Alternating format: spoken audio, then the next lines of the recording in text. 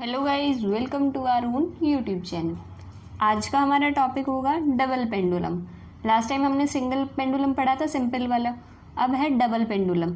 उसके लिए हमें एक्सप्रेशन निकालना है, या फिर तुम इसको क्वेश्चन इस तरह भी आ सकता है जैसे पिछले वाले में था, वही derive Lagrangian equation of motion for double pendulum.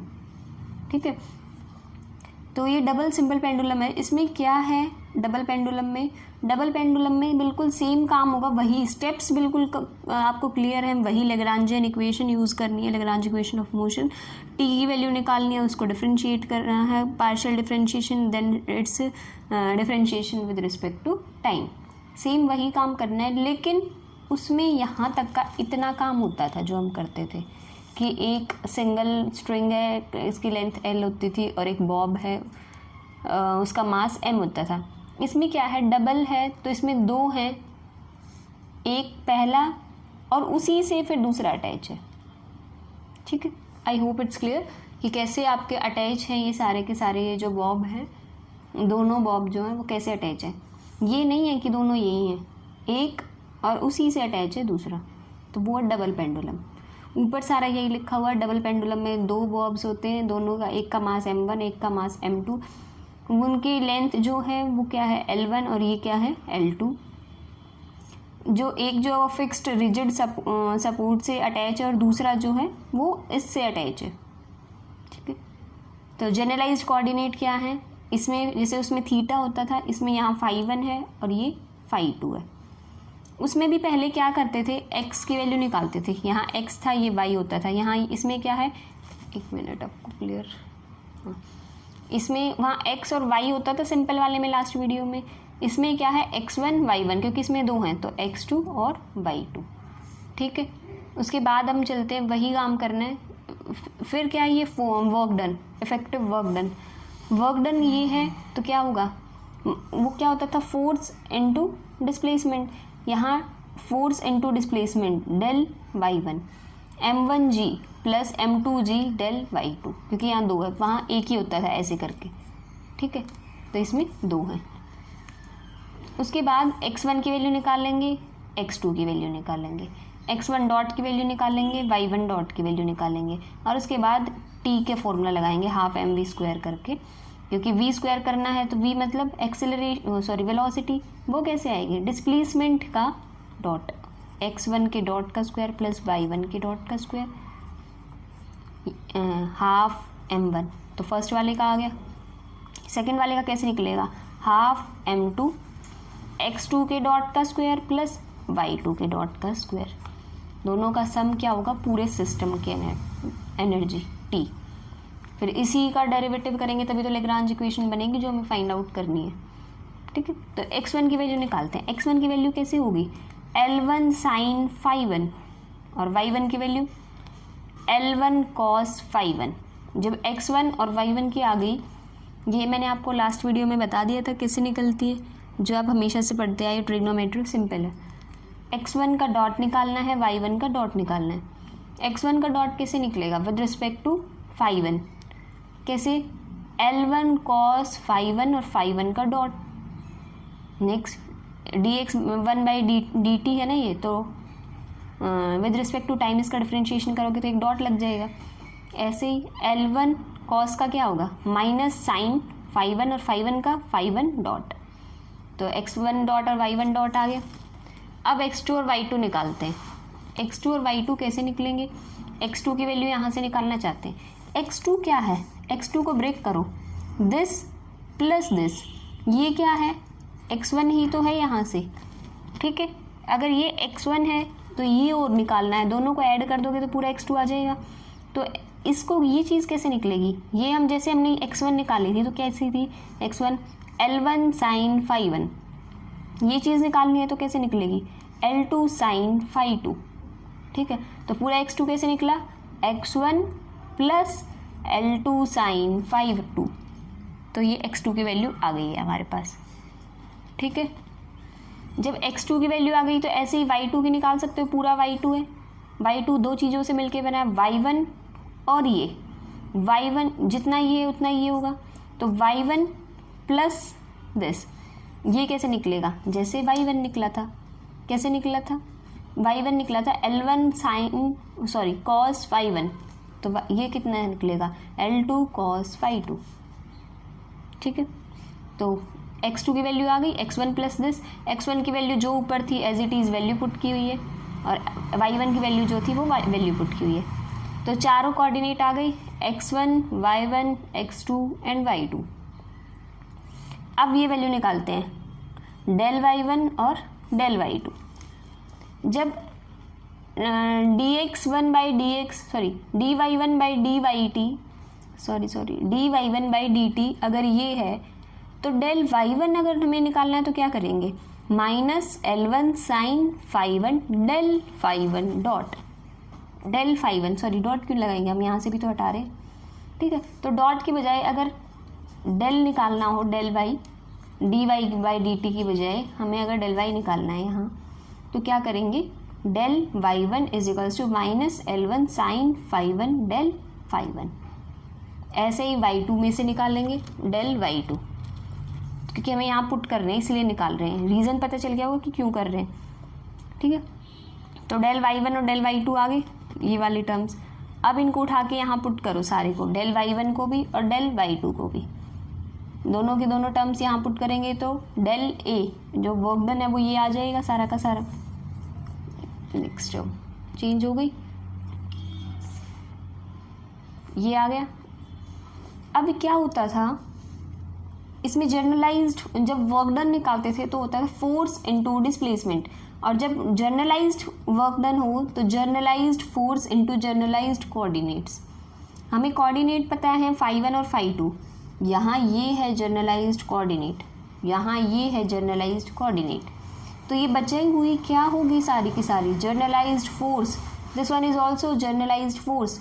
जब phi1 कोऑर्डिनेट था जर्नलाइज्ड कोऑर्डिनेट तो फर्स्ट बॉब का है, इसलिए हमने Q1 से नोट कर लिया कि डिनोट कर लिया कि Q1 जो है वो जर्नलाइज्ड फोर्स है, पहले बॉब पे लगने वाली जो फोर्स ये वाले, और ये जो phi2 के साथ लगी हुई है वो सारी जर्नलाइज्ड फोर्स है, लेकिन वो phi2 के रिस्पेक्ट में मतलब सेकेंड बॉब के लिए है, तो ये है Q2। Q1 और Q2 दोनों वैल्यू आ गई जर्नलाइज्ड फोर्स।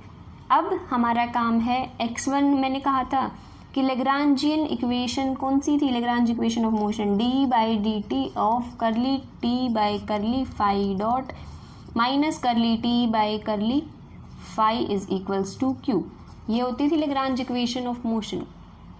ये एक मिनट, ये जो मैंने लिखी है ये होती थी लेग्रांज इक्वेशन ऑफ मोशन। इसमें किसकी ज़रूरत पड़ी है, t की ज़रूरत पड़ी है हमें, तो ये जो t की ज़रूरत हमें पड़ी है वो t हमें निकालना तो पड़ेगा। t क्या होता था, काइनेटिक एनर्जी होती थी उस सिस्टम की, तो वो काइनेटिक एनर्जी हम निकालते हैं। So let's do it. देखो ये मैंने ऊपर बता दिया था, ये रीज़न कि ये है पहले बॉब के लिए हाफ mv²। यहाँ वेलोसिटी कैसे निकली है, x1 के डॉट का स्क्वायर प्लस y1 के डॉट का स्क्वायर, हाफ m2 x2 के डॉट का स्क्वायर प्लस y2 के डॉट का स्क्वायर। ठीक है, तो ये फर्स्ट बॉब के लिए, सेकंड बॉब के लिए, दोनों की एनर्जी को जब प्लस करोगे तो टोटल एनर्जी पूरे सिस्टम की आ गई। x1 का डॉट है हमारे पास, y1 का डॉट भी है, स्क्वायर करो, यहाँ वैल्यू पुट करो, x2 का डॉट भी ऊपर निकाला हुआ है, y2 का डॉट भी ऊपर निकाला हुआ है, एज इट इज। y2 का डॉट आपने नहीं निकाला, निकाल सकते हैं एज इट इज़। ठीक है, तो y2 का डॉट यहाँ पे वैल्यू पुट करोगे, स्क्वायर करके वैल्यू पुट करना है, बस कुछ नहीं करना, जो तुम्हारे वैल्यूज़ हैं उनकी स्क्वायर करना है और वैल्यू पुट करनी है। चले नेक्स्ट,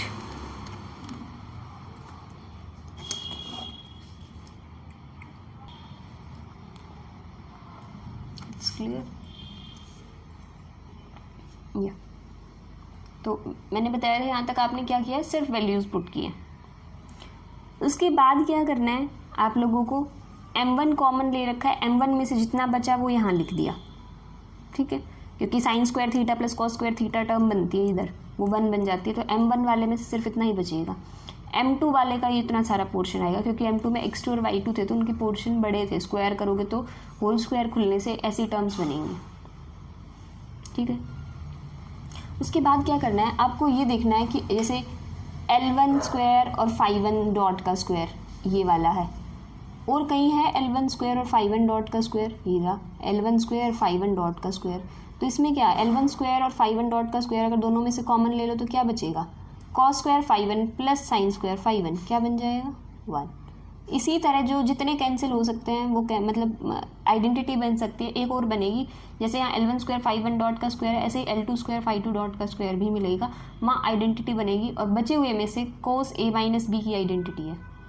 ठीक है, अगर नहीं पता चल रहा तो मैं बता देती हूँ एक बार, जैसे यहाँ से 2L1 L2 और यहाँ से 2L2 L1 L2 कॉमन ले लो, और एक चीज़ ले लो फाई वन फाई टू का डॉट और फाई वन का डॉट और फाई टू का डॉट, ये भी कॉमन ले दो, तो अंदर क्या बचेगा, cos a into cos B plus sine a into sine B. किसका फॉर्मूला होता है, cos a cos b plus sine a sine b, cos a minus B. तो ये वैल्यू कैसे आई, आई होप ये पता चल गया होगा कि ये कहाँ से आई है आप लोगों के पास। ठीक है, तो t की वैल्यू क्या आ गई, ये फाइनली ये जो भी था एज इट इज़। ठीक है, अब लेग्रांज इक्वेशन ऑफ मोशन या फिर Lagrange equation of second kind जो हमने पढ़ी थी, फर्स्ट लेग्रांज ऑफ इक्वेशन का मोशन का मतलब ये नहीं है कि पहली लेग्रांज है, नहीं, इस फर्स्ट का मतलब है ये फर्स्ट बॉब के लिए है, ये सेकंड का मतलब है सेकंड वाली के लिए है। ठीक है, जब एक बार Q1 first generalise force coordinate जो है वो था फाई वन, और जनरलाइज कोऑर्डिनेट जब फाई वन था तो फोर्स कौन सी थी Q1, जब जनरलाइज कोऑर्डिनेट फाई टू था तो जनरलाइज्ड फोर्स कौन सी थी Q2। तो लेग्रांज इक्वेशन ऑफ मोशन या फिर तुम कह सकते हो Lagrange equation of second kind. फिर से बता रही हूँ कि ये फर्स्ट का मतलब पहली लेग्रांज इक्वेशन नहीं है, ये फर्स्ट के लिए है, ये सेकंड के लिए, दो इक्वेशन बनेंगी। ठीक है, ये फर्स्ट बॉब सेकंड बॉब इस तरह, क्योंकि डबल पेंडुलम है। चलो, तो टोटल एनर्जी पूरे सिस्टम की वही रहेगी। एक बार जनरलाइज फोर्स ये वाली लेनी है जब जनरलाइज कोऑर्डिनेट फाई वन हो, एक बार जनरलाइज कोऑर्डिनेट जब फाई टू हो तो जनरलाइज्ड फोर्स ये लेनी है, सिर्फ इतना करना है। ठीक है, तो d by d t of this, ये एज इट इज़ जो टी है ये वैल्यू आई, इसको पार्शियल डेरिवेटिव करो with respect to phi one dot not phi one अलग है, पहले भी बताया है, फाई वन डॉट अलग है। चलो करते हैं एक बार इसको, देखो इसमें तो कहीं है नहीं, फाई वन डॉट के रिस्पेक्ट में करना है, तो 1/2 m1 plus m2 L1 square as it is रहेगा, इसका होगा डेरिवेटिव 2 फाई वन डॉट, ये 2 आगे आएगा, इसका क्या होगा 2 फाई वन डॉट, और फाई वन डॉट के रिस्पेक्ट में तो इसका ही हो जाएगा, इस 2 से ये 2 कैंसिल, तो यही टर्म बनेगी एज इट इज़, इसकी पहली टर्म। इसका करेंगे, इसका अगर करेंगे तो किसके रिस्पेक्ट में करना है, फाई वन डॉट, क्या इसमें फाई वन डॉट है कहीं, तो ये तो सारी कांस्टेंट की तरह ट्रीट होगी पार्शियल डेरिवेटिव जो फाई वन डॉट के रिस्पेक्ट में, तो इसका क्या है 0, ये बाद में लिखा हुआ है। फिर करते हैं इस वाली टर्म का, फाई वन डॉट के रिस्पेक्ट में करना है, ये और ये पूरा, एक इसको छोड़ के बाकी सारा तो एज ए कांस्टेंट बाहर आ गया, तो m2 L1 L2 phi two dot cos phi one minus phi two, और फाई वन डॉट का with respect to phi one dot का with respect to phi one dot, तो वो 1, तो क्या आ गया ये एज इट इज़, समझ आया। तो जब इसका फाई वन के रिस्पेक्ट में करेंगे तो ये वाली टर्म क्या हो जाएगी 0, ये वाली टर्म क्या हो जाएगी 0, क्योंकि इनमें फाई वन है ही नहीं, ये वाली टर्म जब हम निकालेंगे तो ये वाली 0, ये वाली 0, इसमें है फाई वन, तो इसको करेंगे। ठीक है, और Q1 की वैल्यू हमने जब निकाली थी तो minus m1 plus m2 L1 G sine phi one, ये आया था, वो एज इट इज़ रखा हुआ है। ठीक है, Q1 जनरलाइज फोर्स मैंने निकाली थी अभी वो है। अब सेकंड बॉब के लिए देखते हैं लेग्रांज इक्वेशन क्या बनेगी, क्योंकि दोनों के लिए बनानी पड़ेगी लेग्रांजियन इक्वेशन ऑफ मोशन, तो हमें तो बिल्कुल सेम वही काम करना है, यहाँ फाई टू के लिए करना है जो वहाँ फाई वन के लिए करके आए थे। एक बार फाई टू डॉट के रिस्पेक्ट में करना, एक बार फाई टू के रिस्पेक्ट में, तो ये वैल्यू आ गई।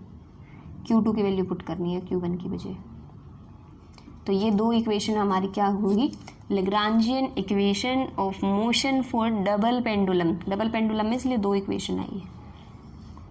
ठीक है, तो this is all about double pendulum, एक इम्पॉर्टेंट टॉपिक और एक इम्पॉर्टेंट क्वेश्चन बन जाता है पेंडुलम से। दोनों टाइप के पेंडुलम आपको क्लियर हो गए होंगे, सिंपल में और डबल में। तो आज के लिए इतना ही रखते हैं। Thank you guys for watching my video. If you like it please like share and subscribe my channel. If you have any doubt Any query, you can message me on Instagram or ask your question in the comment section also. I'll share my UPI ID and Instagram ID in the description box. So thank you guys.